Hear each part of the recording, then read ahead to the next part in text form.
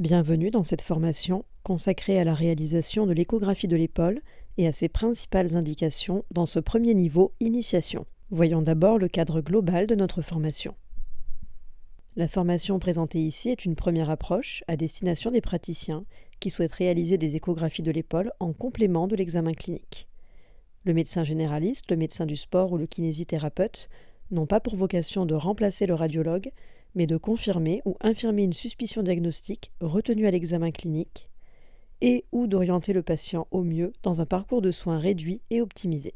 Nous rappelons que l'échographie doit être couplée à une radiographie standard de l'épaule, ce qui permet d'accéder aux informations articulaires et osseuses.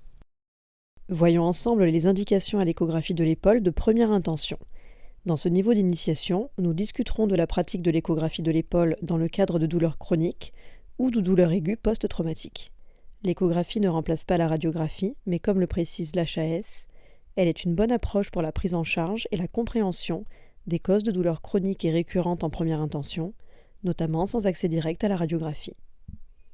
On retiendra en niveau initiation la recherche d'un épanchement intra-articulaire ou d'un épanchement au sein de la gaine du long biceps, dont les causes initiales peuvent être diverses mais qui témoignent d'une souffrance intra-articulaire, ou encore un épanchement au sein de la bourse sous-acromio-deltoïdienne qui peut être le témoin de la souffrance des tendons de la coiffe des rotateurs. L'appréciation de l'état des tendons de l'épaule, y a-t-il des calcifications, un épaississement et ou une perte de l'architecture fibrillaire en faveur d'une tendinopathie simple, une rupture partielle ou totale d'un tendon de la coiffe des rotateurs.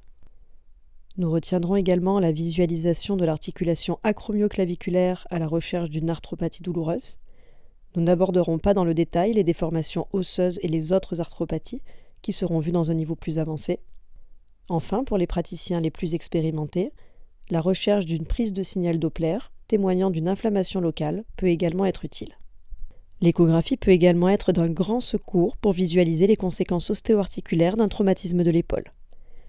On recherchera alors des lésions tendineuses, parfois ligamentaires, musculaires, voire même osseuses, ainsi que la présence d'épanchements intra-articulaires, de la bourse sous-acromio-deltoïdienne ou encore un signe du double épanchement qui, nous le verrons, traduit une rupture complète d'un ou plusieurs tendons de la coiffe des rotateurs. Nous nous attacherons dans un niveau d'initiation à reconnaître un épanchement et les lésions évidentes tendineuses. Nous n'aborderons pas dans le détail les lésions ligamentaires. Les diagnostics plus fins seront abordés dans un niveau plus avancé, mais vous serez en capacité, avec un minimum de pratique, de déceler une anomalie sans pour autant en poser le diagnostic. L'échographie présente de très nombreux avantages en imagerie ostéo-articulaire. Elle permet tout d'abord des manœuvres dynamiques, notamment à la recherche d'un conflit sous-acromial, d'un conflit antérieur sous-coracoïdien, d'un diastasis acromioclaviculaire post-traumatique lors du cross-arm test, lors d'une entorse acromioclaviculaire. Elle est également facile d'accès et non invasive. La sensibilité et la spécificité sont excellentes sur les tissus mous, parfois équivalentes à celles de l'IRM.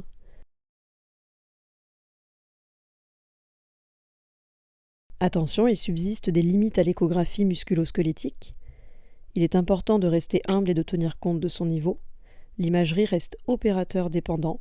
Prenez le temps de pratiquer l'échographie sur des structures saines avant de chercher à diagnostiquer des anomalies pathologiques. Visualiser une coupe non physiologique et une présence d'anomalies est déjà une information. On a le droit de ne pas en connaître le diagnostic exact. Il ne faut pas hésiter à demander une information complémentaire aux confrères radiologues. Il faut ensuite tenir compte de l'échogénicité du patient et des conditions d'examen. Il sera parfois difficile, voire impossible de visualiser certaines structures. N'hésitez pas à le mentionner dans le compte-rendu. Enfin, l'échographie est un très bon examen, nous l'avons dit, pour l'état des tendons et des ligaments, mais elle est non informative pour les anomalies intra-articulaires. Il ne faut pas hésiter à coupler l'échographie à d'autres examens et passer en imagerie en coupe type IRM ou arthro-TDM en fonction des pathologies recherchées. Comme nous l'avons indiqué au début de cette vidéo, n'oublions pas le couple échographie-radiographie pour obtenir les informations osseuses et articulaires.